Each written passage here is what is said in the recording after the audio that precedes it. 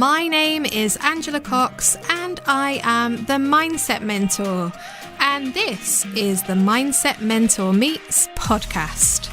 Now, my aim is to discover and share the secrets of success. You'll hear engaging and uplifting interviews with business leaders at the top of their game, all primed to deliver bucketfuls of value and inspiration. We'll bring practical tips, success strategies, and golden nuggets of motivation to help you unleash your absolute potential. Now, please do like, share, and leave a review if you love this podcast. It really does help others to find us. Thanks for listening, and let's jump in now and meet this week's fabulous guest. Hello and welcome along to this special episode, Master Your Mindset. My name's Angela Cox, and today I haven't actually got a guest with me. Every month I am planning to bring you an episode which is just me talking to you about different elements of mindset. And the first episodes in this series are dedicated to some of the elements of my new book, You're Better Than You Think You Are. And last month I brought you information and hints and tips around the stained glass windows. And today I'm going to be talking to you about the second of the shackles which holds us back as human beings, something that I lovingly refer to as the hijack. So settle down, whatever you're doing. I'll be with you for perhaps the next 20, 30 minutes, goodness knows really, because I haven't planned it. I don't have a script and I just speak to you from the heart about whatever comes into my mind. So who knows how long it will take, but I hope you'll stay with me all the way through. I thought before I started to get into the content today, I would just have a chat with you about who I am and what I do, because often I'm speaking to guests and the podcast is all about them, and rightly so. But I know that I have regular listeners now who might not know much about me and what I'm all about. So I wanted to let you know that obviously I am a coach, and the Mindset Mentor sort of alludes to that in terms of the work that I do. I tend to work with people who are already quite successful. So I work with leaders in organizations and with entrepreneurs. And I think what's perhaps different about the work that I do compared with lots of other coaches is that I like to work the entirety of what's known as the coaching spectrum. So the coaching spectrum moves from one side, which is kind of counseling, and then we go into therapy and psychotherapy.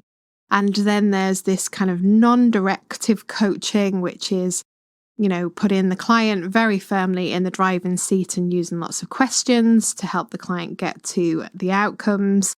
Then there's more directional style coaching, which leads through to mentoring and then consulting on the right-hand side. Now, one of the things that I pride myself in is my ability to work the entirety of that spectrum. And I've very carefully chosen qualifications and training which will allow me to do that at the right level of expertise to bring my clients the best possible outcomes. So in any one situation, whether that be an individual session or a suite of sessions, I am able to flex that whole coaching spectrum according to the needs of my clients. And what I find that brings is a bigger level of transformation to their individual journey. I often find at the beginning of a coaching experience, clients can be quite lost in terms of what it is that they want, and indeed have blind spots about what it is that they really need.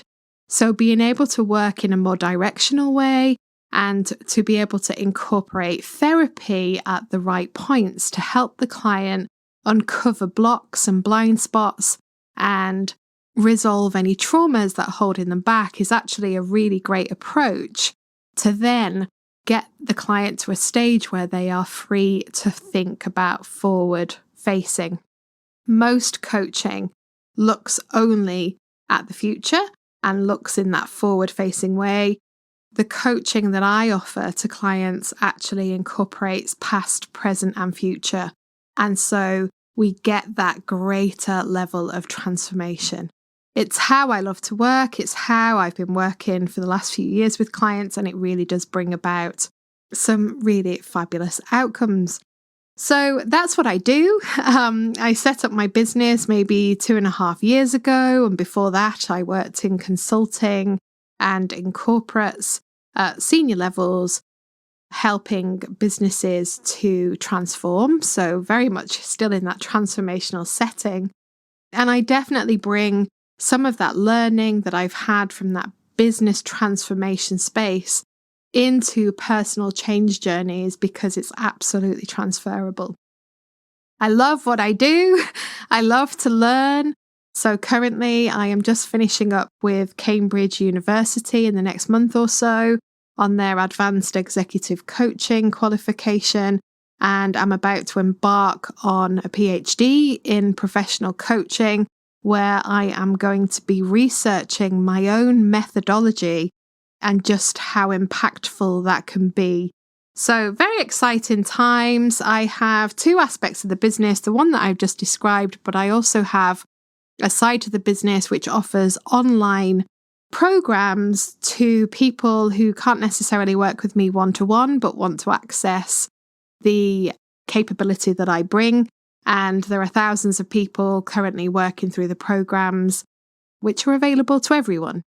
So that's a little bit more about me and what I do. I'd love it if you'd head over to Instagram and give me a follow. So it's mindset_mentor_Angela_Cox. And every time I say that, I wish I had a shorter Instagram name. It's the same, whenever I do anything, the name is always really, really long. So, You're Better Than You Think You Are, my latest book. My VA, Kath, likes to use the first letter of each word of that. Well, if you've ever seen that written down as an acronym, it's just ridiculous, really. And she always laughs at me and says, oh, goodness, why couldn't you have chosen a book with one word? Well, I did do that the first time with my book, Enough, which is much more straightforward and simple to say. But, the title did what the title needed to do. So I'm sure there was method in my madness. So let's get on to the subject for today. So I am going to be talking to you about one of the shackles.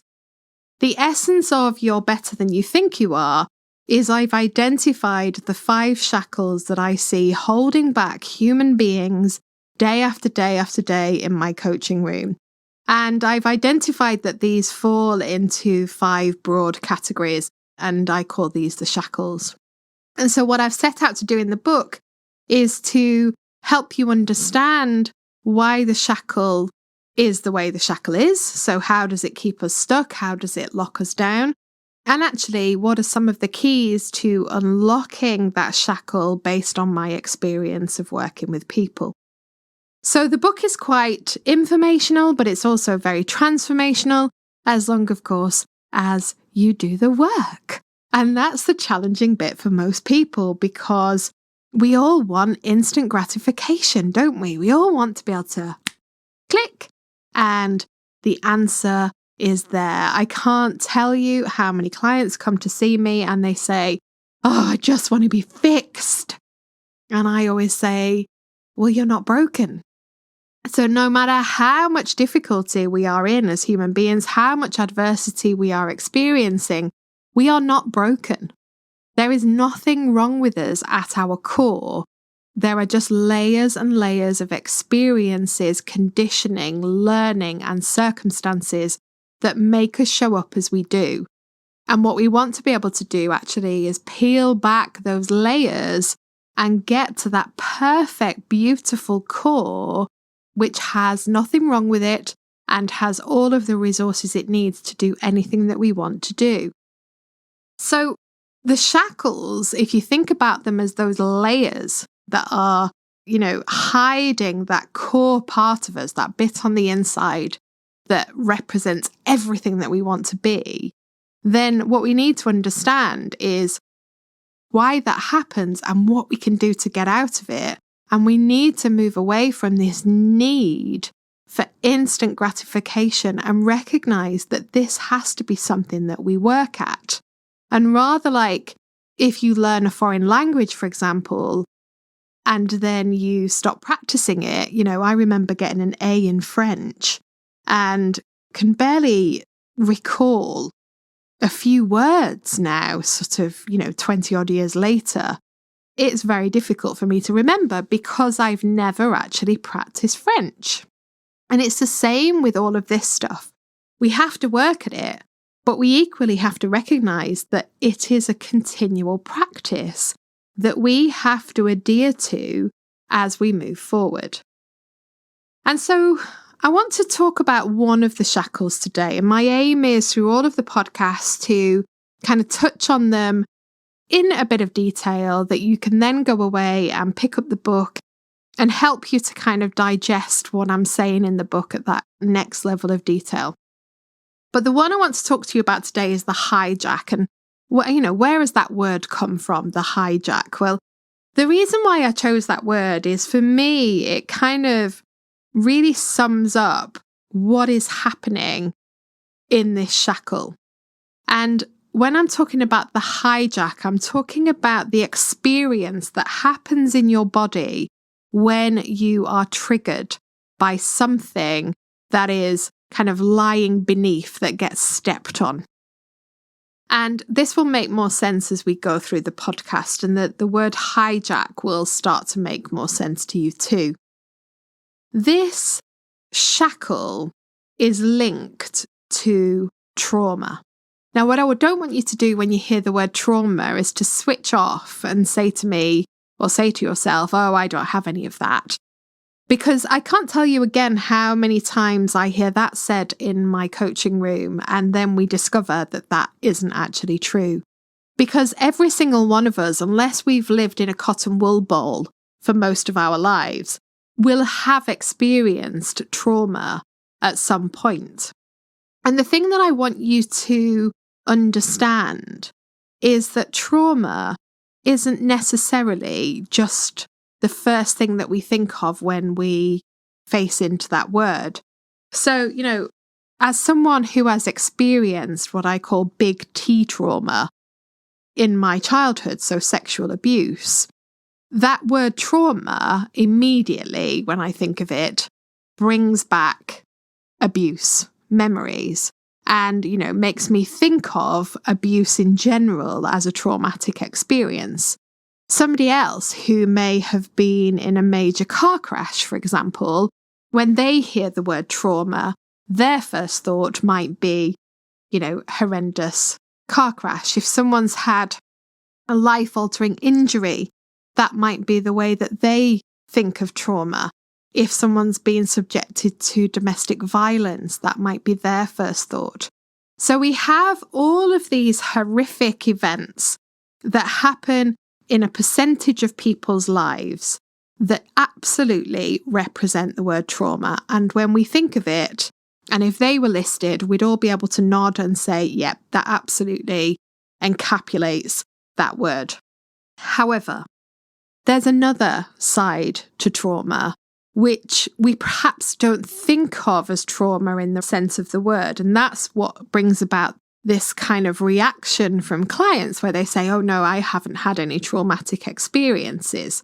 But actually, they have. It's just that they're not thinking them in the sense of the word, because they're comparing these, what I call small T traumas that have happened to them over the years with things like abuse, and then believing that they can't possibly be traumatic events. And the types of things that I'm talking about would be things like a one-off experience of bullying at school, a one-off experience of humiliation, of embarrassment, of anger, of frustration, of the feeling of being discarded.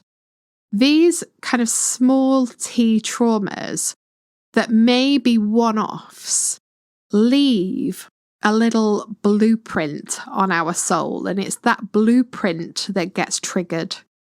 And so trauma can be, these grand scale horrific events or series of events that happen to us. But trauma can equally be smaller, perhaps even one-off things that occur that have deep meaning attached to them because of the emotional charge that occurs during the event. And what I've found through my work is that these small T traumas can actually be just as impactful in the way that we show up as human beings in our adult world than some of the big T trauma stuff can be. So it's worth thinking about some of the things that might have happened to you over the years and how they actually impact the way that you show up. Because as we were talking about in the last podcast about the stained glass windows, which is linked to the beliefs that we make about ourselves, in these small T trauma episodes, we can form beliefs about ourselves, which then shape the way that we show up. So both of these shackles become intertwined. But also, what can happen when these traumas are triggered is you can get a fight or flight response in your body, which then creates a kind of a sequence of events that makes you behave in a way. I call it the face palm response, where, after the event, when you look back and realize the way that you've behaved, you do kind of want to, do that face palm moment of, oh God, have I just done that again? Because you don't really have control of it in the moment because you revert back to the version of you that was operating at the time of the initial trauma. So let's just put some context around this in a bit more detail so that you can get an understanding of where I'm coming from. So first of all, we need to think about when these traumas occur, whether they be big or small in their nature, how they actually get encoded in the brain. Now, you don't have to study neuroscience as I did to understand this, because I'm going to make this as simple as possible in language that I hope is going to be accessible to everyone, regardless of your background. There needs to be 4 things in place in order for this to happen to you, in order for this trauma encoding to take place. And the first thing that needs to happen is the event itself. So there needs to be something occurring, whether it is, you being asked to stand up in front of the class and read and everybody laugh at you and you feel that level of humiliation, or whether it be that, your first boyfriend decides to dump you and go off with somebody else and the feelings that elicits. But there needs to be an event that is happening directly to you. There is something that's called secondary trauma, which is where something is happening to somebody else. But in this instance, it would be happening directly to you, and you will be experiencing some level of reaction to the event. Now, the second thing that needs to be in place is what we call the vulnerable landscape in the brain. And some of you will have heard me talking about this before. So there's 2 landscapes in the brain, the resilient landscape, and if you have one of those, I consider you to be very lucky, and the vulnerable landscape. And the vulnerable landscape is almost kind of an electrochemical state within your brain that determines the way environmental factors impact you as you move forward. And so it's things like, what have you been exposed to in your life? How have your experiences led you to feel?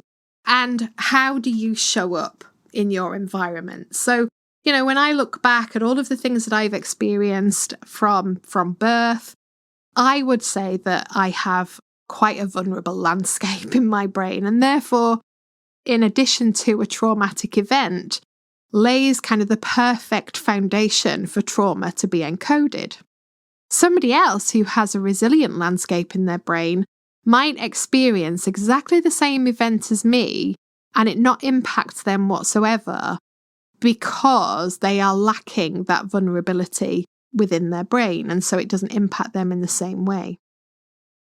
The next thing that needs to be in place in order for the trauma to encode as a trauma is a feeling of inescapability.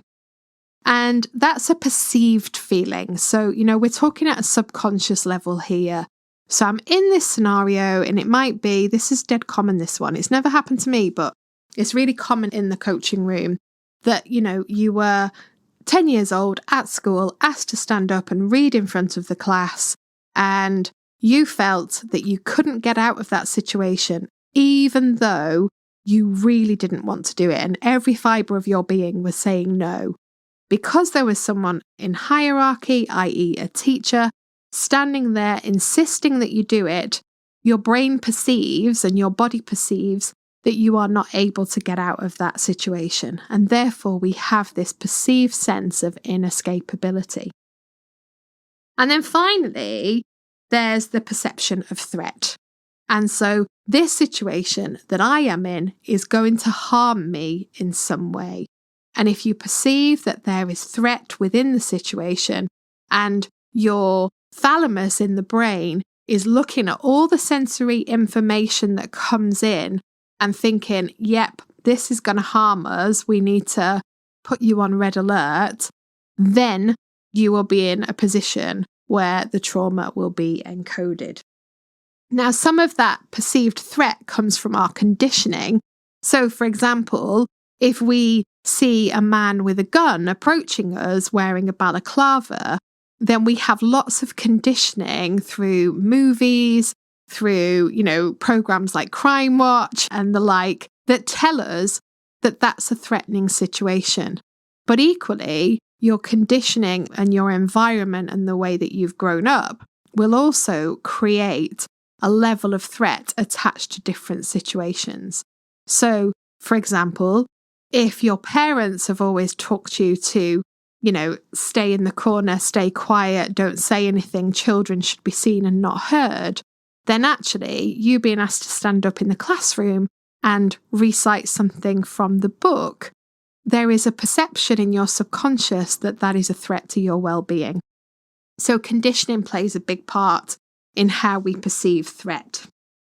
And so if all of those circumstances are in play when you are in this situation, what will happen is the thalamus in your brain will take in this sensory package of information, all of the contextual information that is happening in that moment, in that situation, and it will go, whoa, we need to just make sure that Angela remembers this situation moving forward so she can protect herself from being in this situation again.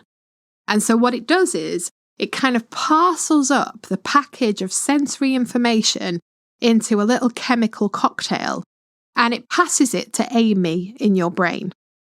Now, Amy is the amygdala. We have two of them. The amygdala is the emotional epicenter of your brain. It's kind of where it all goes off. And the thalamus sorts this information into this chemical cocktail, passes it to Amy, and says, store that and store it well. And normally, in a non-threatening, escapable situation, what would happen is the sensory information cocktail would get sent to the giant filing cabinet in your brain, which all of our memories get stored in if they are non-threatening. But these perceived harmful memories, they get sent to Amy, the amygdala, and it's almost like I describe it as a landmine. What Amy does is what the amygdala does is it takes the cocktail of information and it turns it into a landmine and almost sticks it onto the amygdala. Then what happens, of course, is the thalamus keeps processing the information that is forthcoming. So let's say 2 years down the line, you are in a situation which has all of our 4 factors in play. That means that we'll encode a trauma. And once again, you are being asked to stand up. And perhaps it's this time, stand up in front of your family and sing a karaoke song. In that instance, the thalamus will turn all of this information that's coming through your senses into the chemical cocktail. And the chemical cocktail will start flowing over the amygdala, looking for signs that it recognizes. And I want you to imagine this chemical cocktail flowing over all of these little landmines, and suddenly it finds the one that relates to you at 10 years old in the school classroom.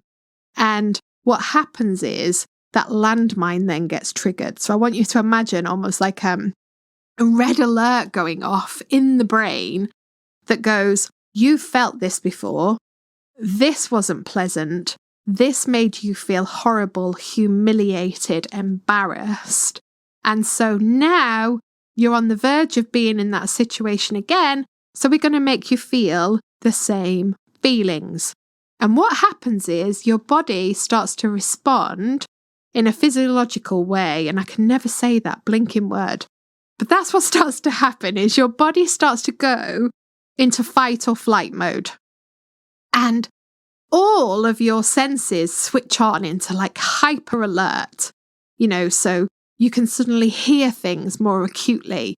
Your eyes will be darting around, wondering what on earth's going on. You might get that kind of rabbit in the headlight type feeling. Your heart rate is going to start quickening. Your breathing will become quicker and more shallow. You might start to sweat. All of these responses, the minute that landmine gets triggered, start to take place. And then you have the moment where you behave in a way that makes you want to facepalm an hour or so later. And honestly, you don't really have any control over it because it is such a natural response to what is happening in your body. And so what we learn is these previous experiences of trauma, whether it be big T or whether it be small, sit there in the landscape of the brain on the amygdala like little landmines just waiting to be set off. And every time one of them is triggered, the way that you respond, the way that you behave will be in quite a knee-jerk way that then is making you feel afterwards almost like a guilt or shame response, which then actually leads you to do Shackle 5, which is unhelpful habits, to try and numb the feeling attached to that. So where's the freedom in all of this? Well, the freedom comes from actually identifying the pivotal moment in your history that holds the keys to the landmines. And how do you do that if the memories of the initial event, which is kind of leading you down this trigger route, if that isn't in your conscious awareness? Because quite a lot of the time it won't be. And so when I'm working with leaders and they are describing to me situations in the boardroom where, they are behaving in that facepalm way, or they're triggered by something that a colleague said, or, by something that's happened within their teams, what I like to do with them is to actually get them to work with me in this subconscious way. And I'm not talking about lie on a couch and I'm going to put you into hypnosis, because that isn't how it works. But we have the ability to track from that event now in the present through our history in a semi-subconscious way and get to those initial events. And often what happens is a person will say to me, my God, I've not thought about that memory for years, or I had no conscious memory of that whatsoever. But what we're able to do is uncover the trauma within it. We're then able to neutralize the trauma using a technique and then actually change the belief that was made within that traumatic experience such that it changes the way that we show up today. So, we can coach somebody, for hours and hours and hours about the way that they behave. and they can consciously try to change the way that they behave. But if the way that they're behaving is being triggered by one of these landmines, just coaching alone isn't going to cut it. And actually, we need to work in this psychodynamic way to allow somebody to get free. And what's really, really crazy about this is it's a relatively simple way of working that doesn't take hours and hours and hours, which if you were just using coaching alone, it probably would. And also, if you were using coaching alone, you would get a level of transformation in the short term because conscious awareness can help you to change your behavior. But it's almost like being on a bungee cord. You would make some progress, but then bungee back to the start position again because you've got this state in your brain that isn't going to allow you to change until you work in a subconscious way. It's a fascinating subject. And I think that, having the awareness that this is the way that the brain operates allows you to give yourself a bit of self-kindness when it comes to some of the ways that you behave. But equally, we don't want to be using that as an excuse. So, it's not okay, from my perspective, to behave in victim mode because of my previous traumatic experiences. I need to take responsibility and I need to learn to behave in different ways and learn to heal those past traumas so that those landmines have their fuses taken out of them and they can't hurt me anymore, and nor can they hurt others. So I truly believe that, we can live our lives pretending that all of this stuff doesn't matter and pretending the way that we show up doesn't matter. But ultimately, the way that we behave as a result of some of this stuff hurts us and it hurts other people as well. And we are disguising, we are masking that beautiful core that sits on the inside of us all. So this quite informational, this podcast, because it wouldn't be right of me to work in a transformational way without having you face to face in front of me in terms of how do we actually remove these traumatic experiences. But if it is something that you're interested in and, you want to do some work around it, then please do get in touch because, as I say, it doesn't need to be a super long journey. And we can get to those root causes within the matter of a few sessions. I hope you found it useful. If you have, you might want to consider reading the book, You're Better Than You Think You Are, because there's 2 chapters on this. The information, which builds on what I've said today, but also the transformation in terms of some of the exercises you can use within a safe environment to start to neutralize some of these landmines that sit within your brain. Thank you for listening. Over the next few weeks, I will be bringing you some more guests. And then 3rd week in March, there will be another episode just like this one, which will be exploring another one of the Shackles. If you want to find out more about me, then you can visit my website, which is www.angela-cox.co.uk. And as I said at the beginning, please do follow me on Instagram. I would love it if you would review these episodes because your reviews make all the difference. And please do share it with your friends as well if you think it would be useful. I wish you a very nice rest of your day. And, in this COVID environment in which we are living, please do stay safe, stay well, and I'll see you in the next episode. I do hope that you enjoyed listening to the Mindset Mentor Meets podcast. If you did, be sure to check out the show notes to access all of those important links. For more about me, visit my website at www.angela-cox.co.uk. Now, I'd really love it if you could subscribe to our channel so that you never miss an episode, and do leave us a 5-star review because it really helps us to get noticed. Bye for now. I do hope that you'll tune in next week and take good care.